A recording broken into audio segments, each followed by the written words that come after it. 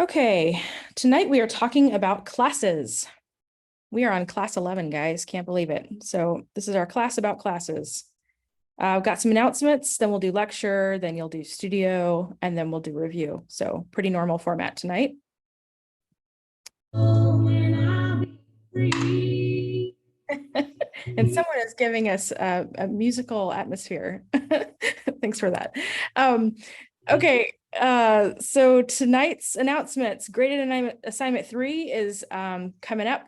It's due on the 14th. And as of tonight, you know everything you need to know because classes was kind of the last topic that is covered by grade assignment 3. So I highly encourage you to get started on that as soon as possible if you haven't already. But with that in mind, I have one of the kind of practice projects that I had put together for this particular graded assignment that's in my document was this thing about backpacks. And there's actually a part 1 and a part 2. And part 2 needs to be completely re-recorded because LaunchCode has changed the syntax that they use for unit testing. We're not using the assert module anymore. You guys are just writing your expectations directly with Jasmine syntax. So with that in mind, I want to re-record it. It is welcome anyone who wants to come Saturday at 10 o'clock a.m. And it's always nice to have people to kind of ask questions and, you know, bounce things off of, catch my mistakes, that sort of thing. But it's really good prep for graded assignment 3 because it'll help you kind of put together, you know, you've got classes and modules, you've got unit testing, and you have these complex objects that you are, you know, kind of putting all together into one big object. And it's a lot to think through. So this is a great way to kind of dig into something more complex that will help you feel stronger about all of the concepts that you need. And that should make it easier for you then to attack the assignment. If you go and you watch the video that's out there that exists, that's from a couple of years ago, it's going to have the old syntax. So I would encourage you to come on Saturday, or if you can't come, just catch the video after I post the new recording. Okay, and in case you missed it, last class I was talking about with questions that we're going to try to use this hand raising feature that's built into Zoom as much as possible to give everyone a chance to respond. If you raise your hand, I will, you know, call on folks and, you know, I want to keep it participatory. I absolutely do. But I think it will help kind of with the flow of things. Right, so let's move on. Let's get started with lecture. So classes, it's all about standardizing objects. We'll talk about the concept of a class, the structure and syntax, how to create objects from classes, and class inheritance. And these are all the topics that are covered in your chapter on, you know, chapter 18. There are 2 concepts that I wanted to cover, but we're not going to have time, but it's okay because I'm going to cover them essentially on Saturday as part of that prep exercise. And those concepts are class composition and which is different than inheritance. And then also unit testing with classes, because there's, you know, certain stuff you can do with Jasmine with classes that and certain things you can't do. So I'm going to cover that on Saturday. All right, let's get into the concept of a class. So the idea is that you are standardizing objects of the same kind. You're creating a pattern for them. So you take a class and you define what you want your objects to be like. What properties do they have? What methods do they have? And once you have that class, you can have an unlimited number of objects that are based on that class, but it keeps them standard and it automatically gives them all of the information that they need. So every single object that's created from a class will have the same properties and methods defined in the class. So you remember back when we were learning objects, I had, you know, the apple and orange examples, right? So imagine in this case that apples and oranges aren't just 2 independent objects, they're actually objects created from a fruit class. If you give the fruit class, you know, the properties name and color and, you know, is it a citrus, is it not?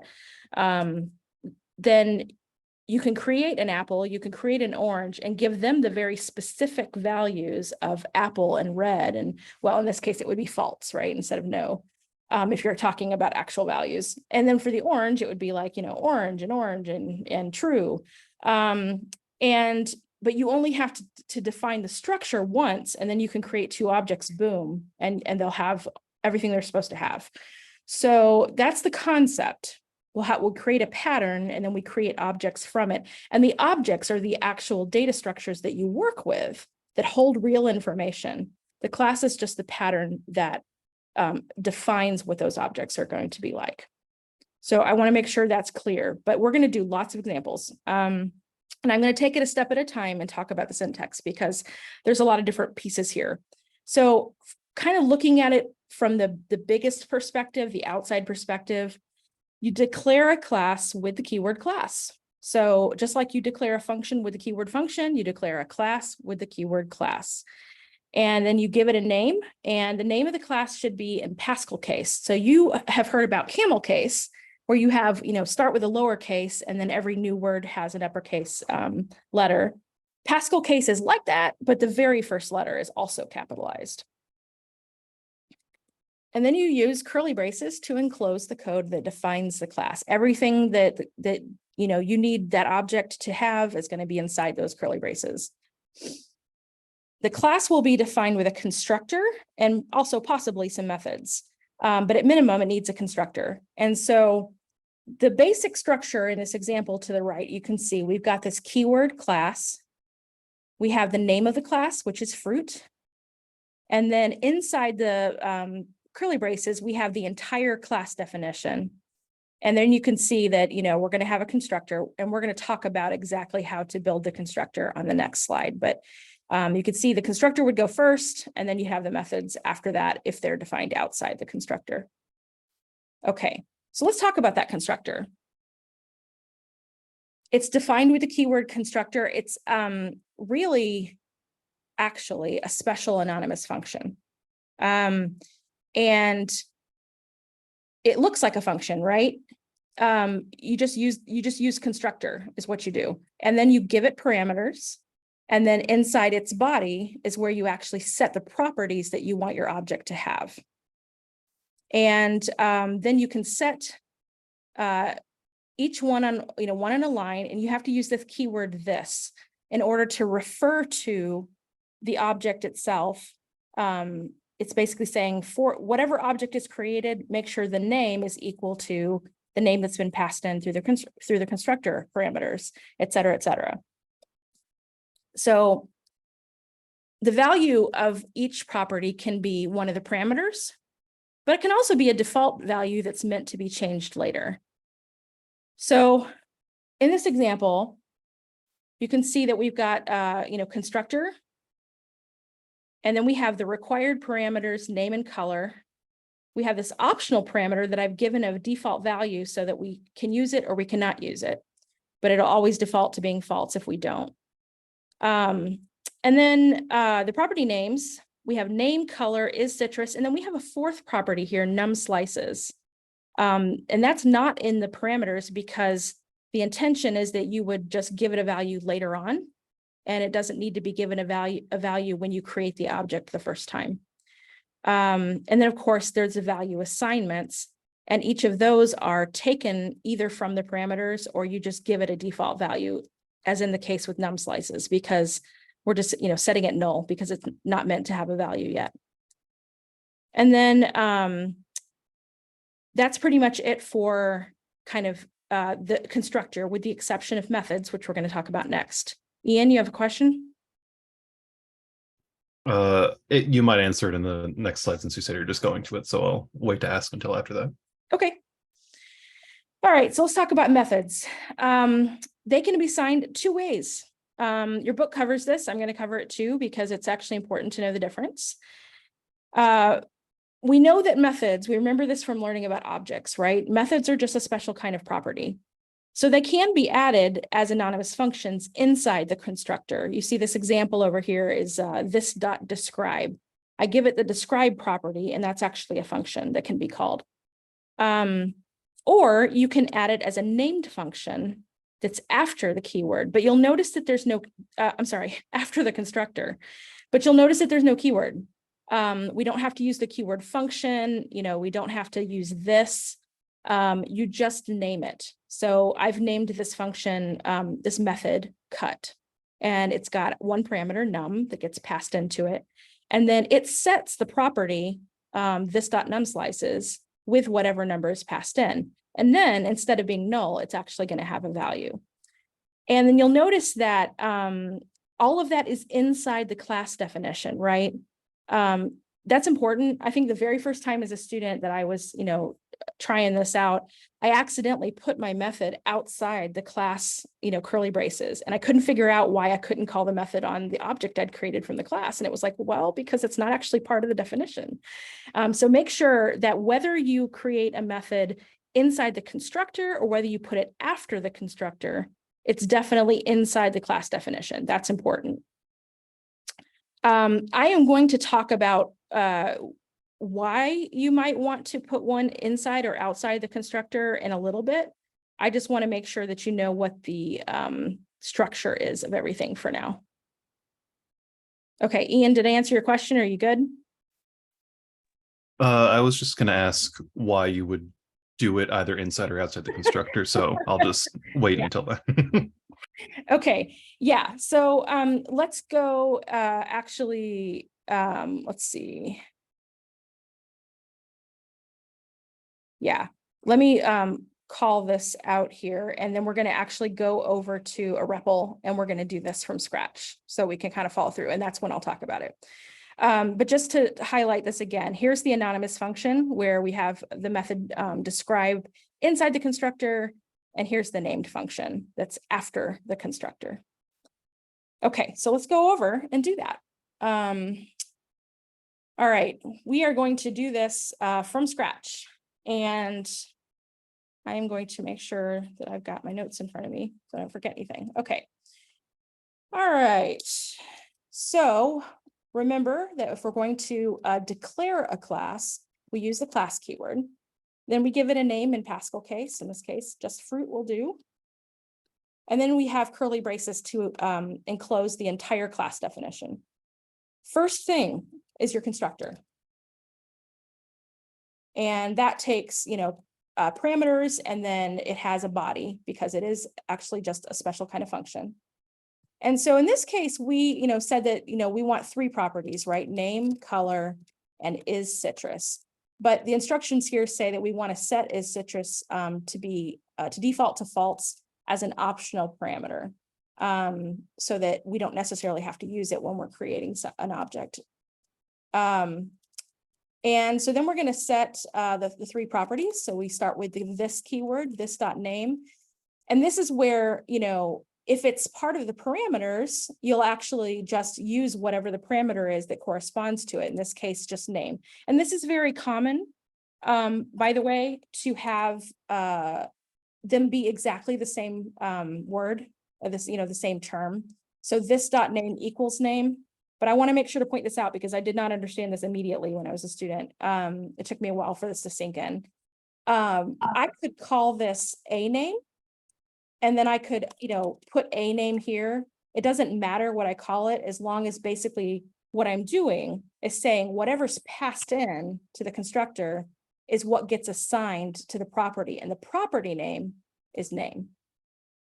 So similarly, and then you use a semicolon for each one, because these are just value assignments, right? It's just like regular code. So then we do this dot color, and here again, if I wanted to, I could just call this a color, just to demonstrate that this is what we're talking about, right? That this value is coming from what's been passed in. And then here we'll just do this is citrus equals is citrus, because it might default to false, but we also might pass in true instead. So it's going to take whatever's been passed in. And then this is the fourth one. So we have this instruction here to add a fourth property, this.num slices, and we're just going to set it to null. So we're not ever going to set it initially when we create the object with the constructor. We're only going to have it default to be null. It'll exist as a property on the object, and then we change it later.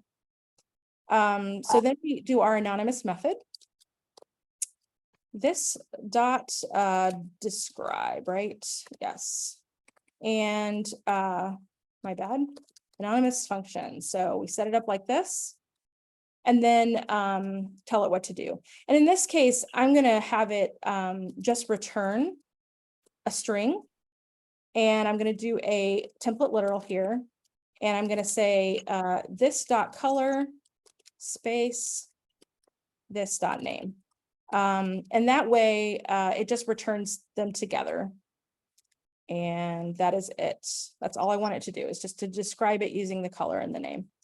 And then after that, I'll do the other one is a named method, create cut. We'll give it a number. And all I'm going to do is, oh yeah, the first thing we have to do actually is to change the value of num slices, right? So we're going to change it to where it's the number that was passed in to the method. And then we will actually like print something to say what we did.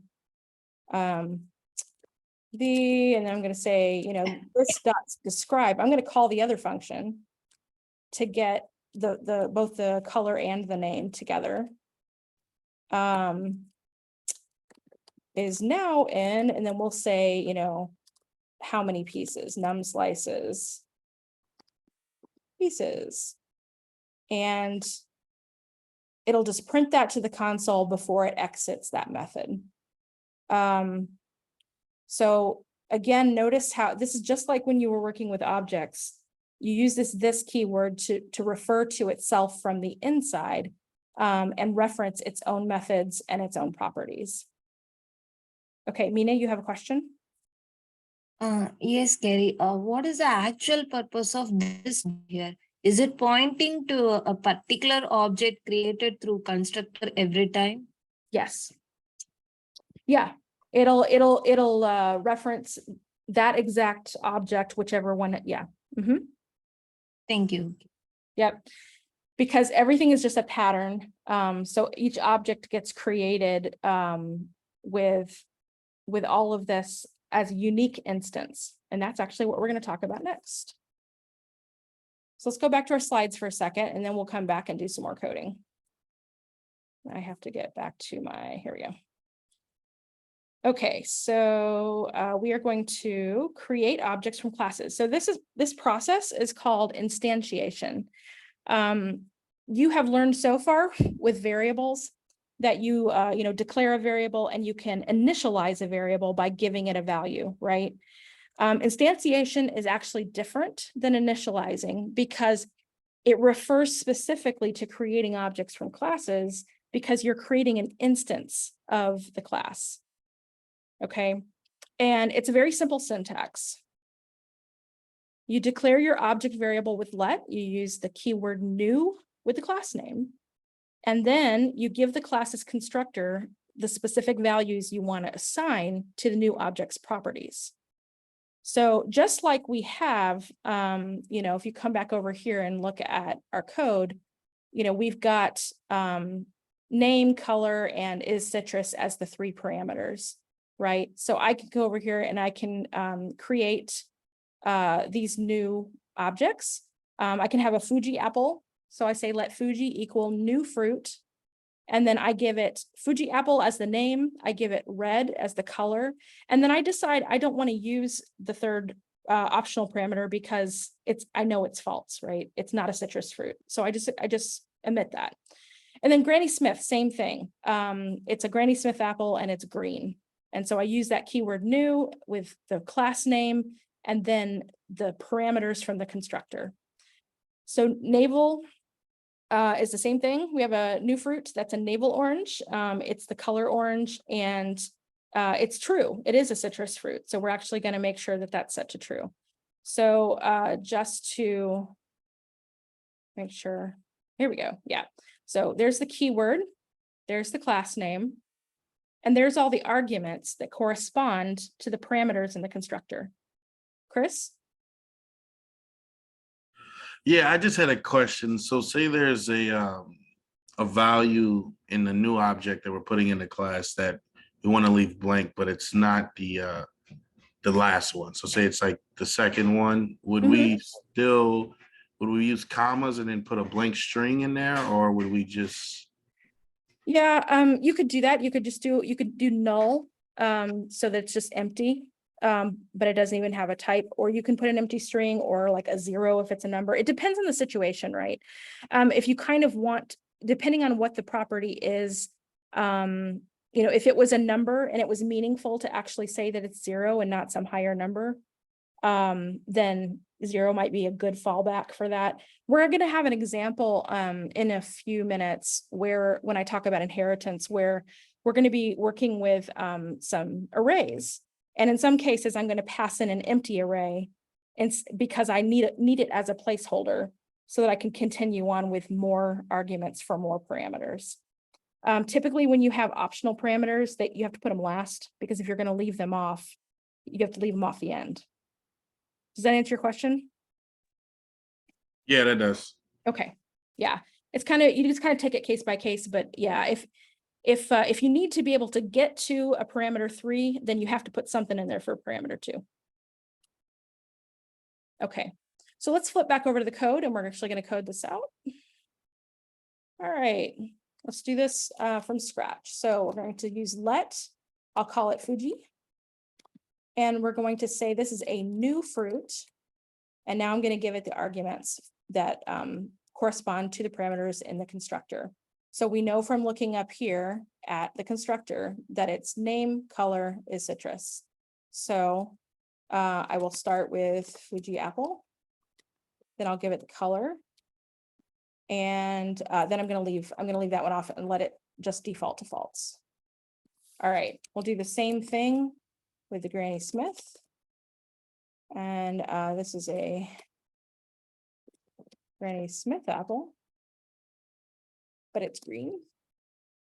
And then we'll do the same thing with the navel orange. And it is orange. And it's also a citrus fruit, so we're going to make use of that third optional parameter and change it to true. Okay, so we'll print these to see what they look like. And this is what's, I think, going to be really helpful, is seeing the structure of the object compared to the class. All right, so we'll do Granny Smith and navel. Okay, let's print all 3 of these. Okay, so here you go. And you can see the way that Replit is printing these out. It's actually showing you that these are instances of the fruit class by giving the class name before it gives you the object. And that's the object, just like you would normally see if you were just printing a regular object, right? But because it's an instance of a class, it's giving you that class name as well. So in this case, oh, and here's something that I actually had not planned to do, but I should. Let's console log type of Fuji. What type is the Fuji object? It's an object. Oh, that's not what I was expecting, actually. I was expecting it to say fruit. Yeah.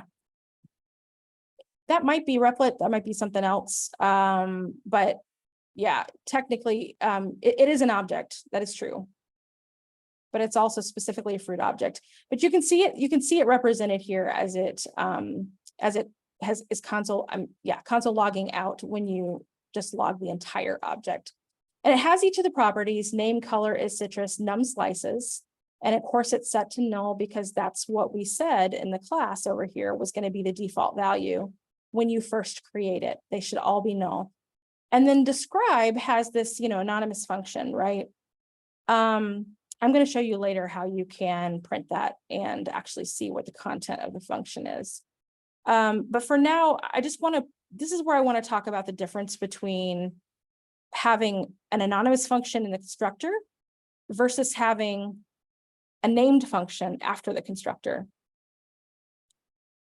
So you'll notice over here that it includes describe because that was actually, created inside the constructor, but it doesn't include cut. And that doesn't mean that cut isn't a method of a method of the object. It just means it's not representing it. And instead it's getting it from the class directly.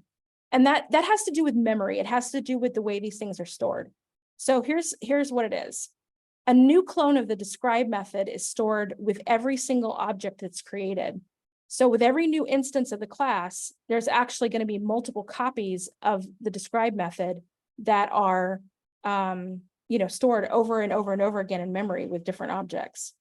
But the cut method, because it was declared as a named function after the constructor, it's stored in memory exactly once. It's stored with the class, but it's accessed by each object as it's needed.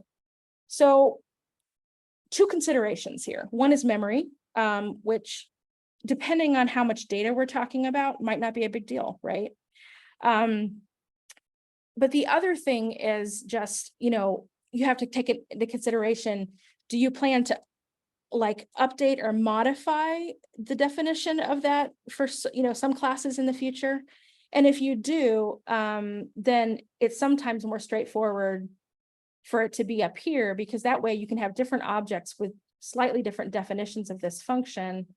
And they'll all be, represented differently. But you can override later, and I am going to show you an example of this in a little bit. You can actually overwrite this later if you want to, and then it will actually be stored up here, because now it's stored as a different version of it with, with that particular object. Aisha? Yeah, so this may be maybe a foolish question, but I guess kind of, since I'm not used to looking at like longer lines of code, I'm just curious, like if you put that method outside of the constructor this way, if someone else comes along and needs to maybe utilize a function, but it's not directly stating that it's part of it, am I overthinking this maybe, or how would they know to access and that's available to utilize without kind of, I guess, searching through the code? If you had some sort of function that didn't need to be attached to the object, then you probably would just not even include it in the class definition. But if you want it to be attached to the object, because you want to be able to use certain properties about that object without having to pass them in as parameters externally, then this is the way to do it. You want to include it in the class definition. So it kind of depends on what the function's doing. If you had a utility function and all you need is the num, and it's just going to, in this case, we're also setting, this is a setter, it's setting a property with a value. So there again, as a method of the object of this class, it's going to refer specifically to the property of that object. So that's where having it here is really beneficial. If you've got a function that doesn't really need to set or to access any properties of a specific object, then yeah, you don't have to have it in the class definition at all. Does that help? I think so. Thank you. Okay. Yeah. There are times when you might have a way to like make use of an external function, but really the main thing to consider is just, are you setting or accessing specific properties or other methods of the class for a specific object created from that class, where every single one is different. And that's when it becomes necessary to put it inside. Okay. So yeah, so to go back to this, just to reiterate, this one has a new copy of this function with every single object. This one stays with the class in memory, but every single object can access it and can use its own properties and own other methods with it. So let's do that. Let's actually call them. So just like you would with any old object, you just take the object and you call its method. So, oh, I forgot. This one, it returns a string, right? So it's not console logging for us. So we have to console log the return value from describe. There we go. So we say it's an orange, navel orange. Oranges are kind of silly because, color and the name of the same thing. Now we're going to cut the apples. So let's do it with each one. Fuji dot cut, and let's give it a number. Let's say we're going to do this one at 8 slices. I think that's probably pretty common. The red Fuji apple is now in 8 pieces. And then same thing with the Granny Smith. We'll cut the Granny Smith and put it in 4 slices. Those are big slices, but that's okay. The Granny Smith apple is now in 4 pieces. So you can see how each of these objects, once they were created as an instance of the class, they each have access to these methods, and each of them have their own describe function, but without having cut actually be stored as part of the object, it still has access to it from the class. And so it's still able to access the num slices property and the describe method from that object and give you unique results every time. So you actually are seeing, and then red Fuji apple is what describe returns for Fuji. And, it's now in 8 pieces because we just set that property to be equal to the number that was passed in. And then we do the Granny Smith apple. It's the same thing. It gives us the describe for the apple, the Granny Smith apple, and it tells us how many pieces it was cut into because that was passed in. Anybody have questions about that?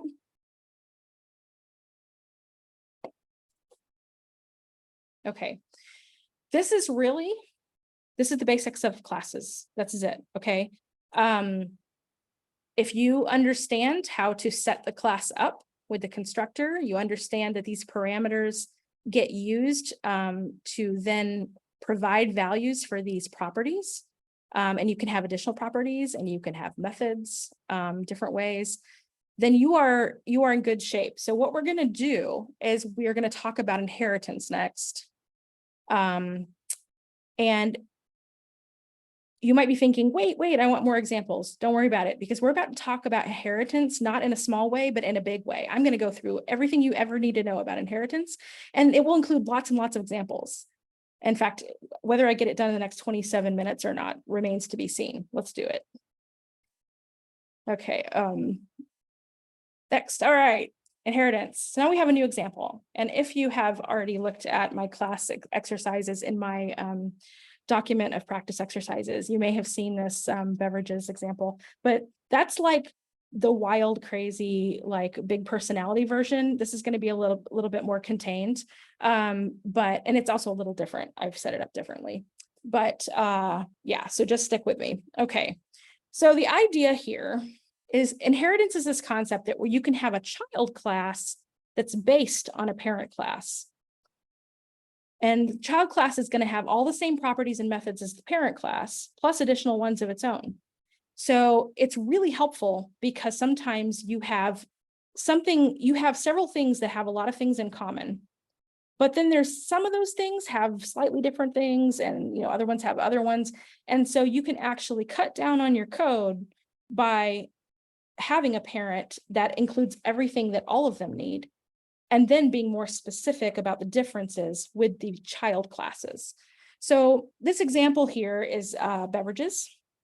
Let's say your beverage has a name, it has the number of ounces, what type of container it is, and you're going to have some sort of way of describing it, and you're also going to have a recycle method. So that's your beverage. That's your parent. You could then have, multiple children of that, and we'll have 2 examples here, soda and juice. So soda would inherit all those same properties, the 3 properties, name, ounces, and container, and the 2 methods, describe and recycle. But you might want to give it its own, right? So maybe you also are interested to know what brand it is and whether or not it has caffeine. So we'll add that onto that class, and then it's a class of its own, but it's not having to do nearly as much setup because it's already inheriting from the parent. And then the juice class similarly would inherit the 3 properties and 2 methods from beverage, but you could add, with juice, I have fruits, I have vegetables that this thing is, made up of, right? So you can kind of see how this is useful because there's a lot of stuff there that we wouldn't want to have to keep repeating over and over again just to have slightly different variations on a class. Instead, we can have one big class that's the parent, pass all of its stuff down, and then just make slight tweaks to what's relevant for these different classes that have, slightly different properties or whatever. So that's the concept. Now let's talk about the syntax. as soon as I drink some water. Okay. So syntax. First, you need to know there is an extends keyword that is important in order to assign what the parent class is. And then you're going to have this second part. Super is a special constructor that allows you to pass things from one to the other. So here's the extends keyword. This is where we're setting up juice. We're extending beverage because beverage is meant to be the parent. So it's saying we're gonna reach out to, if you want to think about it this way, extending, kind of reach out and grab all this stuff from beverage and bring it over. And then inside of our constructor for juice, which has its own set of parameters, we use whichever ones we want from the parent one. And then we can just assign those by passing them back to the parent through this super constructor. And in this case, right now I've said I'm going to use all three of them: name, ounces, and container. And whatever is passed into the juice constructor gets passed to beverage through super. And those will be the values that are assigned to, this dot name, this dot ounces, and this dot container, as you see up here. And then you don't see recycle, and that's because we just intend to use recycle as it is right now. We're just saying, you know what, we're just going to let that pass on down, but we don't need to do anything special with it. And then we also have these new properties, fruits and veggies that are specific to juice and don't exist in beverage. So we add those on last as part of the constructor.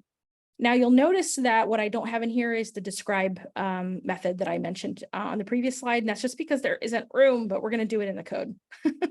So we'll do that in a second. Let's see. So there's this optional parameter. Yes. So here's another example of an optional parameter where I said, okay, I know juice, like it usually is just fruit, right? So let's just make veggies. We'll put that last and we'll make it an empty array so that we don't even have to use it if we don't want to, because it might be less common. All right. So what if we wanted to actually overwrite some of the inherited values so that juice, maybe we just decide, you know what, we don't need to pass in a container every time because we know it's always going to be a bottle, right?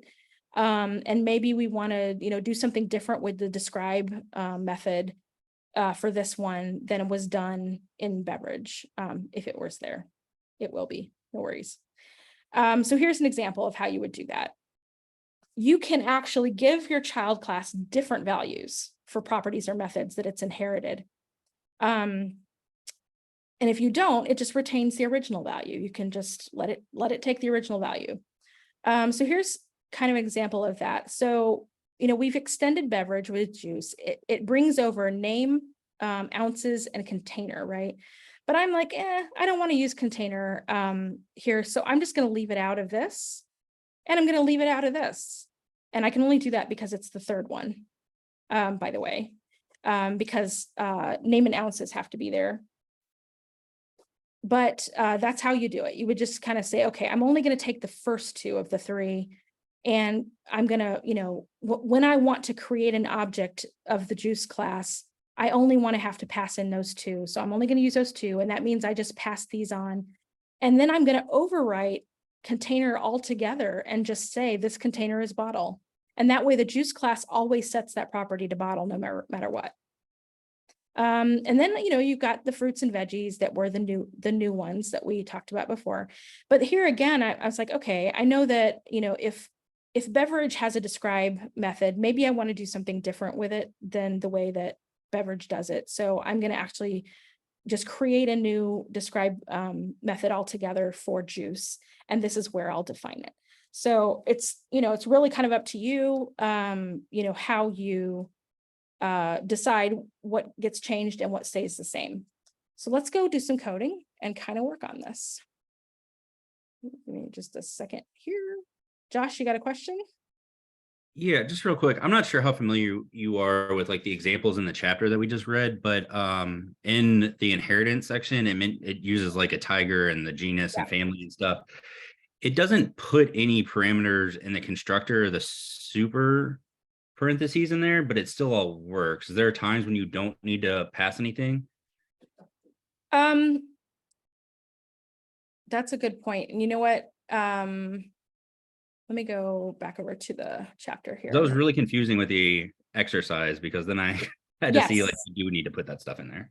Yeah. I remember also being confused by this as a student. I remember asking my wonderful instructor, Will, before class, because I got there a little early and I was like, I still don't understand how to use super. Can you explain super? And so he like sat there on a whiteboard because we were actually in person and did, the whole thing. And I understood it so much better. And that was when I sat down and wrote my I love cold beverage example that's in that document. That was the very first thing I ever wrote. It was as a student because I was like, I have to understand this better. So I wrote that to help me understand. Yeah, in this case, you'll notice that the constructor on these doesn't take anything. And that's the only reason that super doesn't take anything is because you're saying I can create a panther, Panthera. Never Without, mind. I just saw that because it's like like how Mhm. you just overrode the bottle container thing. So it's passing a string rather than a parameter. right. But in this case, like they're not even having any parameters at all. They're just saying, you know what, we give these things, these properties, and we're just passing it down. Because they're not actually using parameters at all. And that's the part, that's why I wanted to go into this with a lot more detail for you guys, is because it really does matter how you handle things depending on what you want those parameters to be. Does that Super help? helpful. Thank you. Yeah. Okay, yeah. Mina? Yeah, Carrie, I also had the same question, but what I thought was they are passing the values as such directly. So they are not calling the parameters. I hope so. Right. Is this correct? Yeah, because they're just saying, they set in the parent class, they set clause with a string. And they weren't Yes. actually taking any values in. So it automatically is going to have retractable no matter what in all of the child classes. Yeah. Yep. Okay. Thanks, Carrie. Okay, so let's do lots of examples to really solidify this for you guys. And this is the wrong one. So let's go over here. Okay, so our beverage example here, we have name, ounces, and container, right? Those were our original three. And so we now have to set up the properties, this dot name. We're going to set it equal to name. This dot ounces, we're going to get the value from the parameter. And this dot container, again, get the value from the parameter. And then we'll add this describe method. So this dot describe equals function anonymous, right? And I'm just going to copy this for the sake of time. All right, I'm going to console log something. That's what my describe function is going to do for beverage and any of its children, unless I overwrite it. It's going to say I have a, whatever ounce container of drink, whatever the drink is. And then it'll just print that out for us. And then we'll do the same thing with recycle, but recycle is going to be a named function, just so we can demonstrate, that differently. And in this case, it's going to, again, just log something for us. I recycled the, drink bottle. This will make more sense when we create real objects out of this class, won't it? Okay, so let's do that. Let's create an object from the beverage class. Right now, we're just working with a class. We're not working with inheritance. So this is really just another example. Okay, so let water equal, use the keyword new and beverage as the class name. And then I give it the values that I need as the arguments that correspond to the constructor. So I'm going to give it, water. And we're going to say that this is, 16 ounces of water. Sure. And it's in a bottle. Why not? Okay. That's pretty common, right? For water. So I can print that now that I've created it. And we can take a look at how it's structured. Okay, so you can see the property name now has the value water, the number of ounces is 16, the container is a bottle, and the describe function is there. You don't see the recycle function because it just belongs to the class, but it's available. We'll use it in a second. But let's take a look just for a second. I told you guys I was going to do this. I want you to know how you can see something whenever it prints out and it just gives you this. Here's kind of how you can do this. So we can print this out and actually see what the function is by referencing it. So we're going to say water dot describe, but remember, it's just a reference. We're not calling it. So I'm just using the property name. And then I'm going to say toString. And that's a built-in JavaScript method that will stringify the contents of this function right here so that we can see what it looks like. So let's check that out. There you go. So it literally just stringifies what your code is, but it's a good way for you to just double check and say, hey, what is that function that's there, right? Just use that toString on the reference, the name of the function. But then if you want to call the function, of course, we can do that. So let's first of all recycle the water. I don't know why I'm doing this out of order, I suppose. We would want to describe it first and recycle it next, but that's okay. Recycle it doesn't take any arguments, we just do it. And I recycled the water bottle, so it's, spitting out the result of this. And it just went straight to the class and got that and applied the properties of the water object and gave us the results. And now we'll do describe. Same thing. And now we should see our sentence. Yeah, I have a 16-ounce bottle of water. So it took all the values from the water object and applied them to this sentence. And we could create more, but we are going to move on and talk about inheritance and talk about these child classes. So let's do the juice class next. All right. I am thirsty tonight. Wow. Okay. Start with a keyword class. Give it a name, in Pascal case, juice. And then because we want this to be a child class, we're going to use that extends keyword. And then we name the parent class. So class juice extends beverage. And so we need to give it its own constructor, like this. But we want to have, specific things that we set it up with when we create it for the first time. We definitely want the name in ounces from beverage, but we decided to skip container, right? We're going to overwrite it. So let's just move on and do the two new ones that belong to juice only. And that's going to be veggies. And we said we would give that a default value so that this parameter is actually optional. Okay, now here's where we pass on the values that we want to be set in the parent, from the parent contribution, the inherited properties. And we're gonna pass on name and ounces. And that's all we want, because instead for container, since we're not taking it in through a parameter, we're going to just give it a static value. Static is perhaps a word I should not use with talking about classes, but more on that in unit 2. Okay. This dot fruits equals fruits because this was passed in through a parameter. And keys are sticky or something. Veggies. And this again gets passed, whether it's the default value or not, it'll get passed through.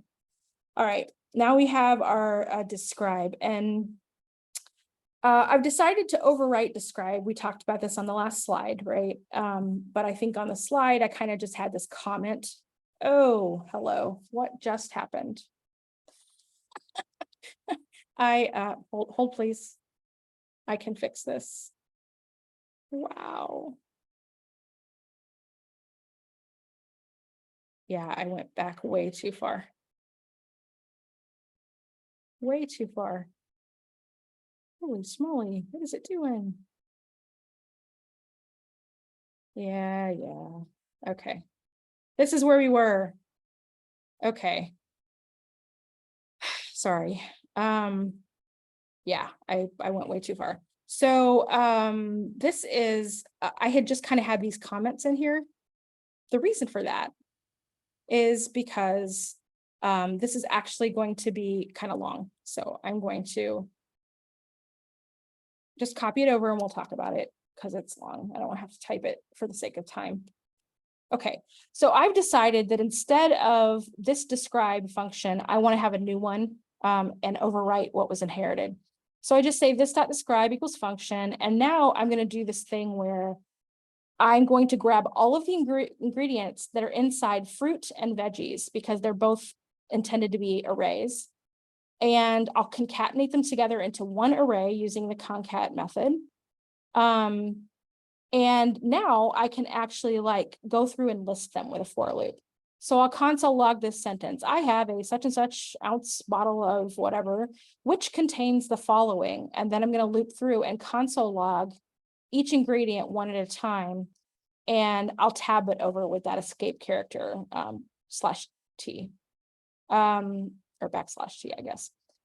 And that's going to give us a totally different behavior than for describe than what would have been inherited if we had just left it alone and not included it at all.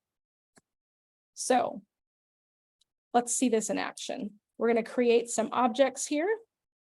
And these are going to be objects of the juice class, our child class. So let orange juice equal new juice. And then corresponding to name ounces and fruits, because I'm not going to use veggies on this one. I'll give it the name orange juice, if I can spell it out. And oops, this is going to be a number, 16 ounces. And then the fruits, which in this case is just oranges. And then we'll leave off the optional parameter. And then the other two will be apple juice. And let's say, I don't know, this one's like, 14 ounces or something, and it's made of apples. And then our last one will be V8. We're going to create some V8 so we can have some veggies. And it's just V8. I guess, maybe that's a capital V, I don't know. And we'll say it's 20 ounces. It doesn't have any fruit, but it does have a long list of veggies. 8, in fact, 8 veggies. I wonder where it got its name. Okay. And there they are. Okay, did somebody have their hand up? Thought for a second I saw somebody with their hand up. Okay. So now we have, 3 different objects that have been created from this juice class, and they have very unique properties. And yes, tomatoes are a fruit. I just saw that. And I knew you guys were going to ding me on that. I knew you would. But for the purposes of being able to do this in the vegetables thing, I guess we could move it over if we wanted to. Sure, why not? Let's move it. It doesn't matter, right? Everything's going to work the way we want it to work, regardless. Okay, tomatoes are a fruit. Okay, so then we print the objects. Okay, orange juice. And do it again for apple juice and for V8. All right, let's see what these things look like. We have a class, we've defined it. We have some objects that we have instantiated from the class. And now we have our juice, yep. So we have a juice object. It's orange juice, 16 ounces. It's a bottle. Because everything that's a juice is a bottle, right? We established that in the class. Has a describe function, doesn't tell us what it is because it's a function.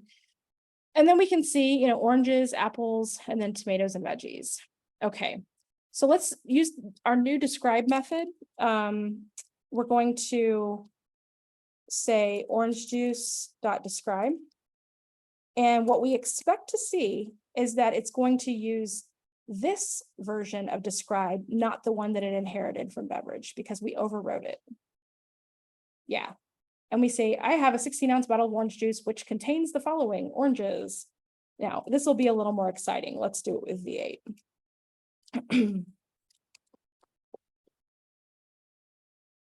There we go. I have a 20-ounce bottle of V8, which contains the following. And we have tomatoes all the way down to spinach. Okay. And then, recycle was just inherited from beverage, so we can call that on the apple juice. Let's do that. And we should see it print out the thing that was, established in the parent class. Oh, Replit.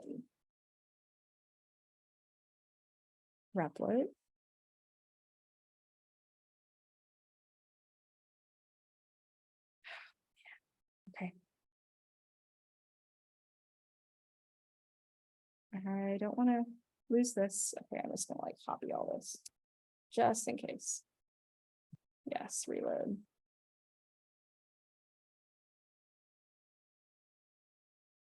I didn't lose it. Okay. There we go. All right. Okay. I recycled the apple juice bottle. Yes. So we, don't have recycle anywhere in here. It was inherited. And so actually it's all the way up here in beverage. That's where that came from. I recycled the apple juice bottle. Okay. So, something interesting to note is that you can also overwrite individual objects stuff if you want to. So I could actually write this new, I'm just going to copy it over. I could write a new recycle method just for V8. Let's say I want it to now have its own version of recycle that doesn't come from the class at all. And I'm going to, I have to do this properly. There we go. I'm going to run this and we should see that recycle is now a property of V8, of the V8 object, because by changing it and saying that we needed it to have its own version, that means it has to be part of that object now. So it actually is including it. Drew, you got a question? Yeah, for the juice class, if you didn't want to change the describe function and you wanted to keep the describe function from the beverage, would you have to put that in the super container? No, because the only thing that has to be done here is anything that where you're passing in values that come from the parameters, because you need to send that to the original constructor. This super basically represents this constructor. So in order to have these lines, or actually we're just interested in these two lines, right? In order for it to assign it to those properties, name and ounces, we have to give it to super, but we're getting them from here. So this is just a way to say whatever's passed into the juice object is a name, send that to the name property through super. Okay. That makes sense? Yeah. Yeah. But if it's a method, we're not passing it as a parameter. And so we're gonna, but yeah, we could leave this off. And then if I rerun it, instead of seeing, all of this over here, we'll see the original. I have a 16-ounce bottle of orange juice. I have a 20-ounce bottle of V8 because it's just using the original inherited version of describe. Okay, thank you. Yeah. Okay, last little bit. I want to print the orange juice object just to show you that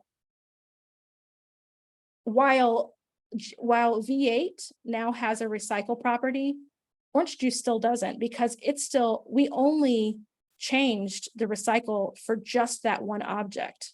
We didn't actually change it for anything else from the juice class. So juice is still just using the original recycle from the class, from the beverage class that it inherited. And so apple juice, orange juice, any other object that's created is still going to have that original recycle, but V8 is the only one that now has its own. Does that make sense? Okay. We are out of time and I still have more I wanted to do. Okay, I'm gonna go a little bit longer, and then we'll just come into studio review a little bit later, because I don't think that's just gonna take quite as long. Okay, so we'll do the soda class, and for the sake of time, I will copy it over and just talk about it from my notes. Okay, so now we're creating another child class soda that extends beverage, just like juice did. But this time, we're going to use name and ounces and container, but then we're also going to give it brand and has caffeine. So we really only need to list those three, because those are the three that are originally set up here in beverage. And so we need to pass on these three values that are in the parameters to those properties. And then they'll have those values. And then the brand is new, so that gets the value from here, and has caffeine is getting the value from here. Then we have where in this case, we want to actually overwrite the recycle thing, because we want to say if it's a bottle, we rinse and recycle it, and cool. If it's not a bottle, then we're going to crush it, and then we're going to recycle it. I don't know. This gets a little bit contrived after a while, guys, but I'm trying to, just show you that these sometimes you might have reasons why you want to handle things differently. So in this case, we'll create some new objects from this class. And again, I'm just going to copy it over, but I'll walk you through it. All right, so Dr. Pepper, we have a new soda. We're following these 5 parameters right here, all of which are required. So name, ounces, container. The company is Keurig Dr. Pepper, at least for the moment. It seems like they change every few years. And then true, it has caffeine. Sprite, on the other hand, this is a 20-ounce bottle. It's from Coca-Cola, and it's false. It does not have caffeine. And then we can print them to show them.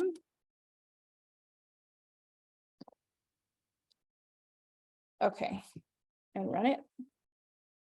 Okay, and now you see we've got Dr. Pepper. It's got all of its properties. It's got describe being passed down from the parent beverage. And it does have its own recycle. We just can't see it because we have decided to keep it attached only to the soda class. And each object that is created from the soda class will just use it from soda. Okay, so describe the Dr. Pepper. This is easy, right? Dr. Pepper.describe. And I have a 12-ounce can of Dr. Pepper. It's getting it from beverage. And then for recycling, we'll recycle both of them to see the difference, because one's a bottle and one's a can. And let's see, Sprite.recycle and run. Okay, so Dr. Pepper is a can. So it says I rinsed and crushed the Dr. Pepper can and then recycled it. And for Sprite, it just says I rinsed and recycled the Sprite bottle. Okay, last little bit that I wanted to do here is talk about, it doesn't have to end at parent and child. You can continue to have inheritance go down, so you can have grandchildren. And your book shows that too, right? It shows how you can have a parent and then children and then grandchildren. But here's an example in this particular exercise. So we can actually extend soda and have a diet soda class. And the only difference really is that it has a different kind of sweetener, right? So we give it the 5 original parameters from soda, but then we also give it sweetener. And in this case, I defaulted that to, actually don't want to do that. Never mind. So yeah, so we have to give super all 5 of these because we have pulled them in. They're going to be unique values every time when we instantiate an object from diet soda. And so then we have to pass them so that all 5 of those will get set in. These are getting set because they were inherited from soda, and these are getting set because they were inherited from beverage through soda. And then of course, we have a new parameter sweetener that we're going to set based on what's passed in here. Okay, so now we have our 3 objects. So we create Coke Zero, and this is a new diet soda. 12-ounce can made by Coca-Cola. It is true that it has caffeine and it's got aspartame. Caffeine-free Diet Coke is also from Coca-Cola. In this case, it's a 10-ounce bottle, one of the little ones. And it does not have caffeine, and it also has aspartame. Diet Pepsi is a 20-ounce bottle from PepsiCo. It is caffeinated and it has sucralose, which is Splenda. So we can print those out. I'm going to just, for the sake of time, do this. Boom, okay. So we're going to print these 3 objects and look at them. We will describe the Diet Pepsi, and we will recycle the Coke Zero and caffeine-free Diet Coke. And you should kind of be used to this by now, right? So really, the only thing different you're seeing here from soda is that it has this additional property sweetener. Otherwise, it's pretty much what you would expect to see from soda, because it's just a very slight variation on the soda class. Okay, any last questions?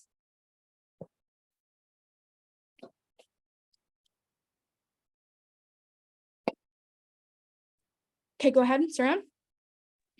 Hi, Gary. I have a question. So you mentioned that like you are inheriting like the name, ounces, container, brand, and has caffeine. So what if you give us like a plain, like just not to give, like not to pass any like name, like an empty parameter? What happens in the super? In here, Yeah. they will be undefined because it has no way of setting them.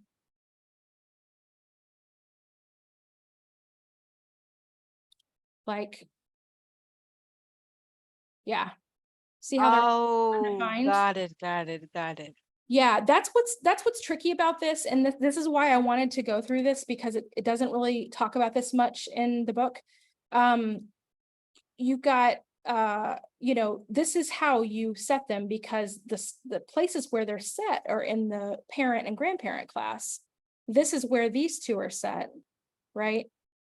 And up here is where the other 3 are set. Oops, got to go further. Yeah, here we go.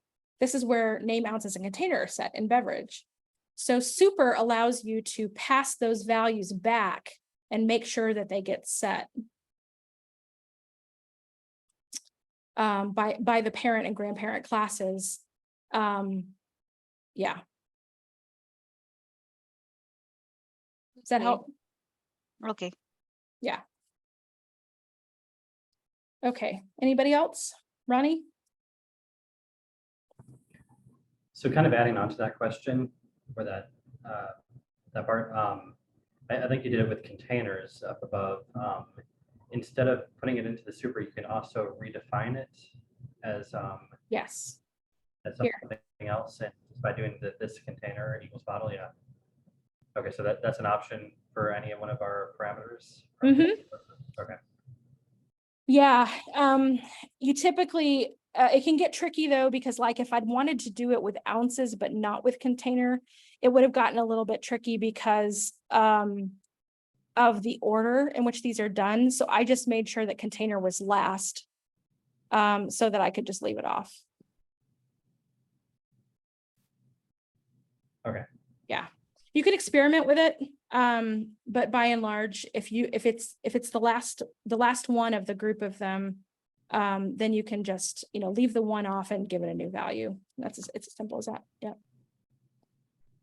Kaylee?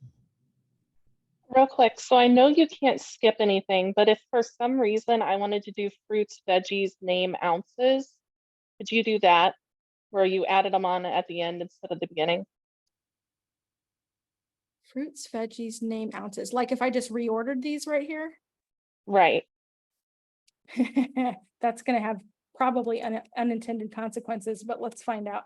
It may not. Hold on. Dude, go up. Yeah. Yeah, it's now confused about what's what. That's funny. Okay, hold on.